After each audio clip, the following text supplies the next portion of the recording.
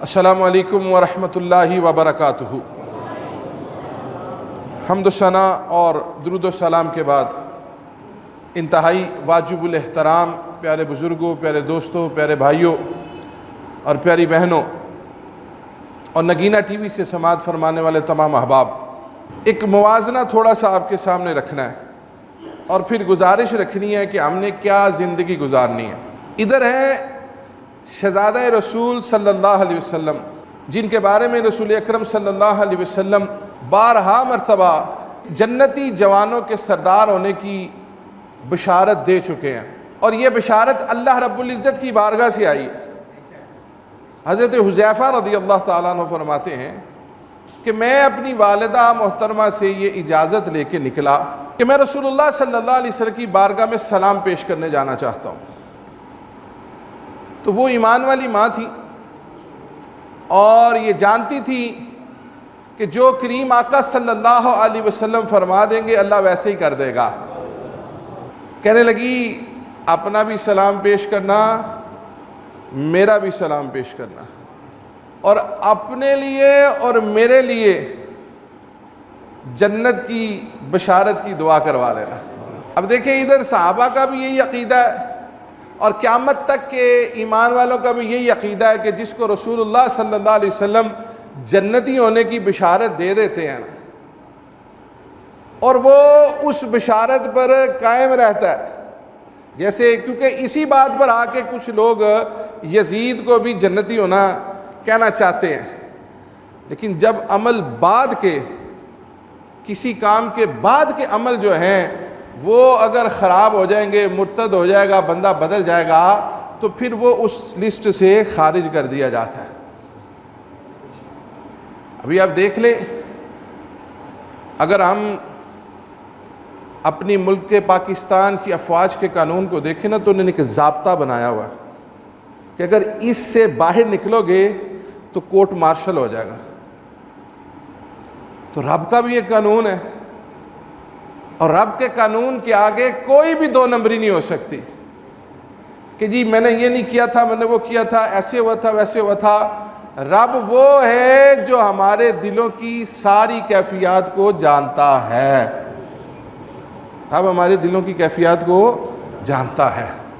رسول اکرم صلی اللہ علیہ وسلم نے حضرت امام حسن اور حسین رضی اللہ عنہم کو اپنے کندھوں پہ بھی کھلایا اور سواری بھی بن جاتے، اپنا لعاب دہن شریف ان کو چسواتے اور ان کی زبان مبارک کو چوستے۔ ادھر یہ عالم ہے کہ جس چیز کو رسول اللہ صلی اللہ علیہ وسلم کا ہاتھ لگ جائے اسے آگ نہیں پکڑتی، اور جو ہوں رسول اللہ صلی اللہ علیہ وسلم کے جسم کے ٹکڑے وہ آگ میں کیسے جا سکتے؟ اب ان کے لیے تو اللہ تعالیٰ نے بھی پیغام بھیجا۔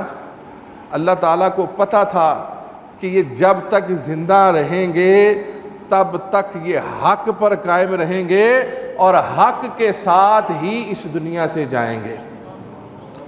اب حضرت حذیفہ نے نبی اکرم صلی اللہ علیہ وسلم کی بارگاہ اقدس میں آ کے کوئی بات نہیں کی، شام تک بیٹھے رہے۔ جب واپسی کا وقت ہوا تو آپ پیچھے پیچھے رسول اللہ صلی اللہ علیہ وسلم کے چل رہے ہیں۔ کریم آقا صلی اللہ علیہ وسلم نے جب آواز سنی کہ پیچھے کو چل رہا ہے، خود ہی پوچھا تیری حاجت کیا ہے، اور پھر خود ہی فرما دیا غفر اللہ لکا ولی امکا، اللہ تجھے بھی بخش دے، تیری ماں کو بھی بخش دے۔ اللہ کے نبی صلی اللہ علیہ وسلم دلوں کی کیفیات کو جانتے ہیں، دلوں کی باتوں کو بھی جانتے ہیں۔ قرآن اس بات کی گواہی دیتا ہے۔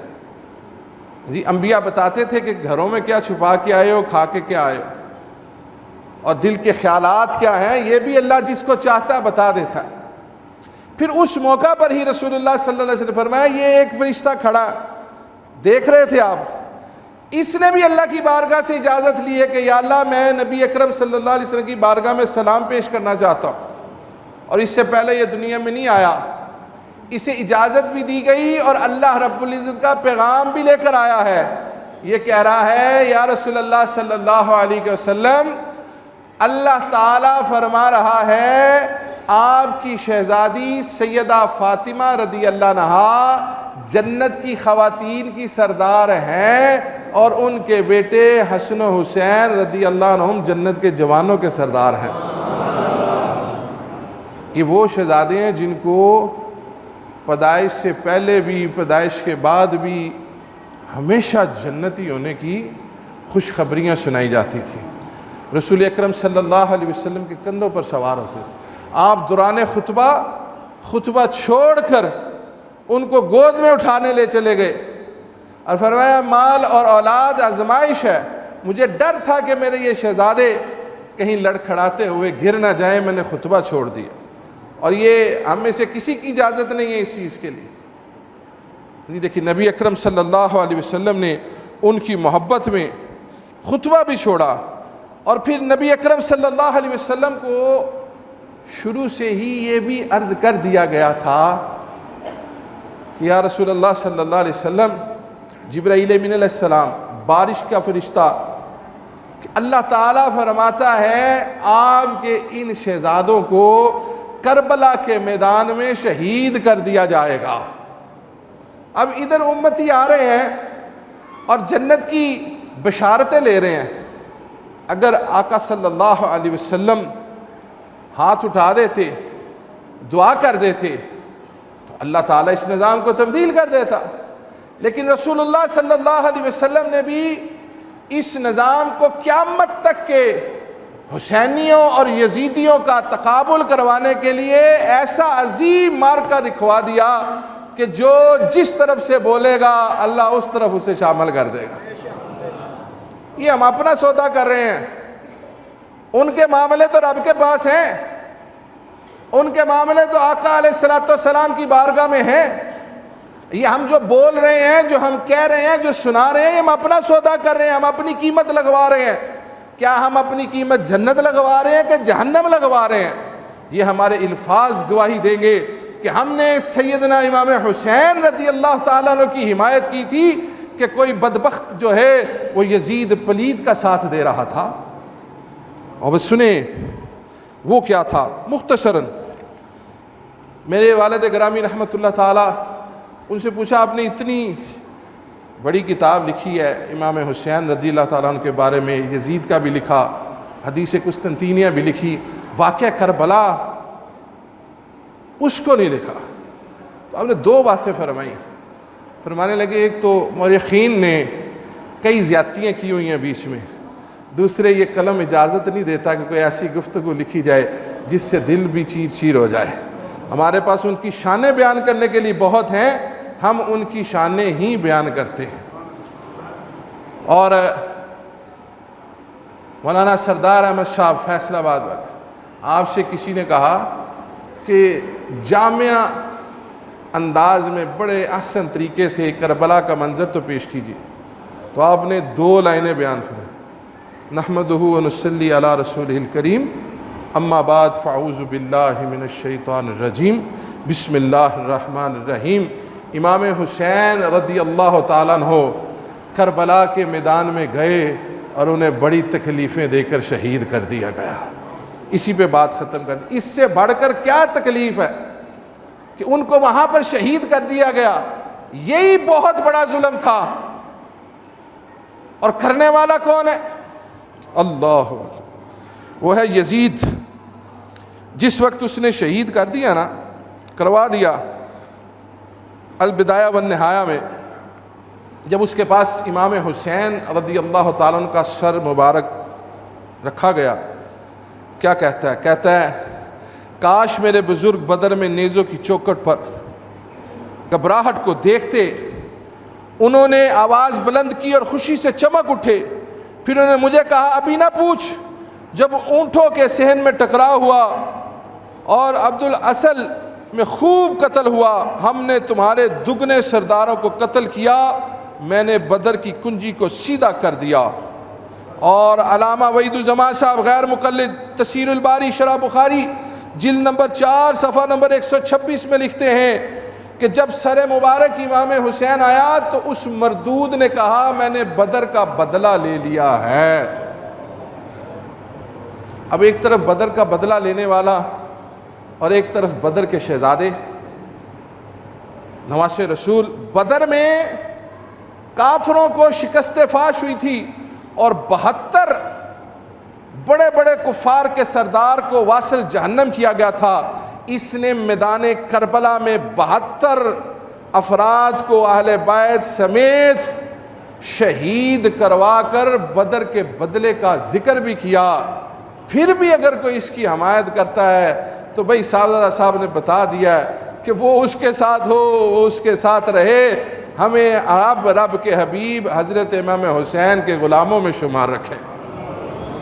اور مفسرین نے بھی اس کا ذکر جو آپ نے سن ہی لیا ہے کہ یہ شرابی بھی تھا، گانے بھی بجاتا تھا، شکار بھی کھیلتا تھا، بغیر داڑھیوں کے لڑکوں کو اپنے ساتھ رکھتا تھا، کتے رکھتا تھا، دمبے سینگوں والے لڑانے کے لیے ریچھ بندروں کو آپس میں لڑاتا تھا، اور نمازوں کو بھی چھوڑ دیتا تھا، شراب بھی پیتا تھا، اور محرم عورتوں سے نکاح بھی کر لیتا تھا۔ اس قدر پلید آدمی تھا۔ یہ بس میں نے اس کے لیے مختصر ہی کہنا ہے، کیونکہ ایسے پلید کی پلیدیاں اس کے لیے جہنم کے نچلے سے نچلے درجے کا ذریعہ بن رہی ہیں۔ ہمیں امام حسین رضی اللہ تعالیٰ عنہ کی شان بیان کر کے اپنے لیے جنت کا دروازہ کھلوانا ہے۔ تو مقصد آپ لوگوں کا آنا یہاں صرف یہ ہونا چاہیے کہ ہمیں جو اللہ کے حبیب صلی اللہ علیہ وسلم نے دین کی تعلیم دی ہے، اور اس پر جو پہرا امام حسین رضی اللہ تعالیٰ نے دیا تھا، اور قیامت تک احباب دیتے آئیں گے، اور جہاں جہاں یہ پہرا ہو رہا ہے وہاں وہاں لوگ ان کے ساتھ چل رہے ہیں۔ اور الحمدللہ آپ کے اس مرکز اسلام سمیت پنجاب بھر میں 40 ادارے یہ محبت رسول صلی اللہ علیہ وسلم، صحابہ کی محبت، اہل بیت کی محبت، بزرگوں کی محبت، والدین کی محبت سکھاتے ہیں، اور وہ کام جو ہمیں جنت میں لے کر جائے، ہمیں اس کام کی تعلیم یہاں سکھائی جاتی ہے۔ آپ اسکولوں میں بھی بچے داخل کرواتے ہیں، کالجوں میں بھی داخل کرواتے ہیں، یونیورسٹیوں میں بھی داخل بڑی تگودو کرتے ہیں، لاکھوں روپے فیسیں، انٹری ٹیسٹ، اور پھر دیکھتے ہیں کہ کہاں جا کر ہمارا بچہ کیا بنے گا۔ اگر اس نے ڈاکٹر بننا ہے تو فلاں سبجیکٹ کے ساتھ فلاں کالج میں جائے، انجینئر بننا ہے تو فلاں سبجیکٹ کے ساتھ فلاں کالج میں جائے، اس نے آرمی میں جانا ہے تو فلاں کالج میں جائے، اس نے اکاؤنٹنٹ بننا ہے تو فلاں کالج میں جائے۔ کیوں؟ اس کی زندگی کی فکر ہے۔ تو اسی طرح اس کی قبر کی بھی فکر کرنی ہے، کیونکہ قبر کی 2 ہی حالتیں ہیں، یا یہ جنت کا باغ ہے یا یہ جہنم کا گڑھا ہے۔ کبھی ہم نے اپنی اولاد کے لیے یہ تصور کیا ہے کہ ہم اس کو جس مسجد میں، مدرسے میں، جس جگہ دین کی تعلیم کے لیے بھیج رہے ہیں، اور یہ میں صرف مدرسہ مسجد کے لیے نہیں کہہ رہا، جو چھوٹے بچے ہیں نا، چھوٹے چھوٹے بچے جو شروع کی کلاسز میں ہوتے ہیں، میٹرک تک ان کے ذہن کچے ہیں، وہاں پر داخل کرواتے وقت بھی سوال کیا کریں کہ بھائی بتاؤ رسول اللہ صلی اللہ علیہ وسلم کی ذات اقدس کے بارے میں کیا کہتے ہو، آپ کی ازواج مطہرات کے بارے میں کیا خیالات ہیں، آپ کے اہل بیت کے بارے میں کیا خیالات ہیں، آپ کے صحاب کے بارے میں کیا خیالات ہیں، امام حسن و حسین کے بارے میں کیا خیالات ہیں۔ بھائی اس کو پیسے دینے ہیں، فیس دینی ہے، اپنے بچے کو پڑھانا ہے، بعد میں آپ کے بچے کو وہ معاذ اللہ یزیدی بنا دے، بے دین بنا دے، بد مذہب بنا دے، تو کہاں جائیں گے آپ؟ یہ تربیتیں اسکولوں سے آپ کو اچھائی کی الا ماشاءاللہ ملیں گی، لیکن یہ مدارس جہاں رب کے حبیب کی محبت سکھائی جاتی ہے، صحیح العقیدہ ضروری ہے۔ مدارس میں بھی پوچھیں، بھائی بتائیں آپ کا عقیدہ کیا ہے، بھائی حضرت امیر معاویہ رضی اللہ عنہ کے بارے میں کیا کہتے ہو؟ جب آپ پوچھیں گے تو سب کچھ نکھر کے سامنے آ جائے گا۔ پھر اگر آپ اپنی اولاد سے اور اپنی آخرت سے محبت کرتے ہوں گے تو پھر اس جگہ داخل کروائیں گے جہاں ان کی محبت سکھائی جاتی ہے۔ تو کربلا کا میدان ہمیں یہ چیز سکھا رہا ہے، حق سچ کے لیے جان جاتی ہے چلی جائے، مال بھی چلا جائے، کنبہ بھی قربان ہو جائے۔ ہم میں سے سب سے بڑھ کر سیدنا امام حسین رضی اللہ تعالیٰ عنہ نے اس بات پر پہرا دیا ہے کہ جو رسول اللہ صلی اللہ علیہ وسلم نے فرمایا، تم میں سے کسی کا ایمان اس وقت تک کامل نہیں ہو سکتا جب تک اپنے مال، جان، اولاد، ہر شے سے بڑھ کر مجھ سے محبت نہیں کرے گا۔ جب یہ محبت ظاہر کرنے کا وقت آیا، امام حسین رضی اللہ تعالیٰ نے سارا کنبہ قربان کر دیا، رسول اللہ صلی اللہ علیہ وسلم کی محبت کو پیچھے نہیں کیا۔ وہ تو کہتا تھا مال لے لو، رتبے لے لو، عہدے لے لو، اگر آپ قبول کرتے تو کچھ بھی نہ کرتا، لیکن آپ نے دنیا کی سیاست نہیں کی، آخرت کی بلائی دیکھی۔ اور آج جو حکمران ہیں وہ یزید کے کرتوت کا موازنہ کریں اپنے ساتھ کہ وہ کیا کرتا تھا، ہم کیا کرتے ہیں۔ اس کے آگے پیچھے سارے داڑھی منڈے گھومتے تھے، آج بھی دیکھ لیں کیا ہو رہا ہے۔ ابھی میں صبح ایک خبر پڑھا تھا، پتہ نہیں اس کے ساتھ قومی ترانے کے ساتھ کیا کیا گیا ہے۔ ایک بدتمیز آدمی کہہ رہا تھا کہ ہم نے اس کو بڑا جدید کر دیا قومی ترانے کو۔ اب پتہ نہیں کیا کرتے ہیں، 14 اگست پہ ریلیز کرنا ہے اس نے۔ قومی ترانہ تو ایسا تھا جس میں پاکستان کی عزت وقار سنایا گیا تھا، اس کو اگر میوزیکل آلات پر منتقل کر دیا، ساز و سامان پر منتقل کر دیا گیا ہوا، خواتین کی ذلالتیں دکھائی گئی ہوئی، تو کس چیز کی ہم قدر کر رہے ہیں؟ یہی کام یزید کرتا تھا، وہ سازوں والوں کو اپنے ساتھ رکھتا تھا، تماشے کرواتا تھا، وہ ہر بات کو ناچ گانوں میں، مقابلوں میں۔ اور یہ صرف حکومتوں والے نہیں، یہ بڑی بڑی درگاہوں والے، سجادہ نشین صاحبزادے بھی توجہ کریں، وہ کتے بھی پالتا تھا، بندر بھی لڑاتا تھا۔ آج بڑے بڑے لوگ اتنے اتنے بڑے کتے رکھے ہوئے ہیں، انہوں نے گھر کے اندر رکھے ہوئے ہیں۔ پھر میں کیا کہوں، خود موازنہ کریں اپنا، کتوں کی طرف توجہ چھوڑ کر دین اسلام کی طرف توجہ کریں گے تو کچھ فائدہ ہوگا۔ جنہوں نے صبح شام 10 کلو گوشت اپنے کتوں کو کھلانا ہے، ان کے جسموں پر ہاتھ پھیر کے اس کے لیے 2 ملازم رکھنے ہیں، وہ دین کی خدمت کیسے کریں گے؟ ہاں، اگر آپ کے پاس کوئی مال ایسا ہے جو مال غنیمت ہے، بیت المال کا مال ہے، ان جانوروں کی حفاظت بھی کرنا حضرت عمر بن خطاب کا طریقہ ہے۔ لیکن اپنے گھروں میں ہم ان کی حفاظت کے لیے وقت گزار دیتے ہیں، دین کی حفاظت کے لیے ہمارے پاس وقت نہیں ہے۔ اس لیے خدا را جس جس شعبے میں دین کا کام ہو رہا ہے اس طرف توجہ دے، اس طرف اپنا پیسہ خرچ کریں، اس طرف چندے دیں۔ یہ مال جو ہم دیتے ہیں نا اللہ کی راہ میں، اس کو آنکھیں بند کر کے نہ دیں، پوچھ کے دیں کہ بھئی اس کے بعد کوئی صحابہ کا گستاخ تو نہیں بنے گا، کوئی اہل بیت کا گستاخ تو نہیں بنے گا، ہاں جی، اور تم رسول اللہ صلی اللہ علیہ وسلم کو اپنے جیسا تو نہیں کہتے؟ یہ ساری باتیں پوچھیں۔ آپ کا پیسہ ہے، آپ کا مال ہے، رب نے کہا میری راہ پر دو، میری راہ پر خرچ کرو، اور تم رب کے مخالفین کو دے رہے ہو۔ اور وہ قوت بناتے جا رہے ہیں، اور دینے والے وہ ہیں جو کہتے ہیں ہم محبت کرنے والے۔ اس لیے ہر چیز غور و فکر سے دیکھیں۔ Nageena welfare society register Punjab کے بچوں اور بچیوں کے جتنے ادارے ہیں، یہ آپ کا پہلا مرکز ہونا چاہیے۔ یہاں پر دن رات محبت سکھائی جاتی ہے، اور پھر اس کے لیے ضروری ہے کہ صرف یہ نہیں ہے کہ آپ یہاں پر آ جائیں، ہفتے والے دن ماشاءاللہ سارے آتے ہیں، پہلی اتوار کو آتے ہیں، اپنے اپنے قرب و جوار میں اس کا انتظام کریں۔ کوئی دکاندار ہے تو اپنے ارد گرد دکان والوں کو اکٹھا کر کے 15 منٹ کا درس خود دے لے، نہیں دے سکتا تو ہمیں بتائے، کوئی بچہ بھیج دیں گے، تاکہ لوگوں کی بھی تربیت ہو، لوگوں کے ذہن بھی۔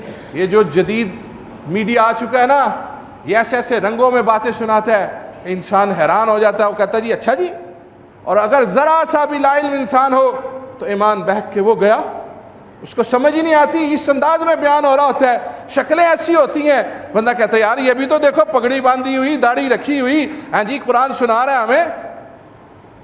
اس لیے بہت ضروری ہے، کہیں بھی کسی بھی فیلڈ میں بغیر تربیت کیے کوئی کام نہیں کرنے دیا جاتا۔ ہماری بدقسمتی یہ ہے کہ دین اسلام کا واحد شعبہ ہے جہاں پہ جو اٹھتا ہے وہی افسر بن جاتا ہے، جو اٹھتا ہے وہی سب سے آگے نکل جاتا ہے۔ اگر کسی نے کیمسٹری کا کام کرنا ہے نا تو لیب میں اس کو پوری طرح تجربات کرنے پڑتے ہیں، اس کو بتایا جاتا ہے کہ اس چیز کو اس سے ملایا تو آگ لگ جائے گی۔ یہاں پہ مولوی صاحب زبان سے لفظ نکال دیتے ہیں، پھر معاشرے میں آگ لگ جاتی ہے، پھر وہ بجھتی نہیں ہے، پھر اس جلتی پہ تیل ڈالا جاتا ہے اور معاشرہ تباہ ہو جاتا ہے۔ امن و امان، دین کو صحیح معنی میں پیش کرنا یہ ضروری ہے، تب بھی ہوگا جب ہم سب اس سے آگاہی حاصل کریں گے، اسے جانیں گے، مختصر وقت میں کچھ نہ کچھ دین کے بارے میں صحیح انداز میں سیکھتے رہیں، تاکہ جب ہمارے اوپر کوئی ایسا وقت آئے تو ہمیں پتہ ہو ہم نے کس رو میں کھڑے ہونا ہے۔ ہماری قطار جنتیوں کی ہے کہ جہنمیوں کی ہے؟ یہ نہ ہو کہ ہم بڑے انتظار میں بڑے تیار ہو کے کھڑے ہیں، جی ہم جنت میں جا رہے ہیں، تو آگے جب جا کے دیکھیں تو وہ لائن ہی جہنم کی ہو، پھر کچھ نہیں ہونا۔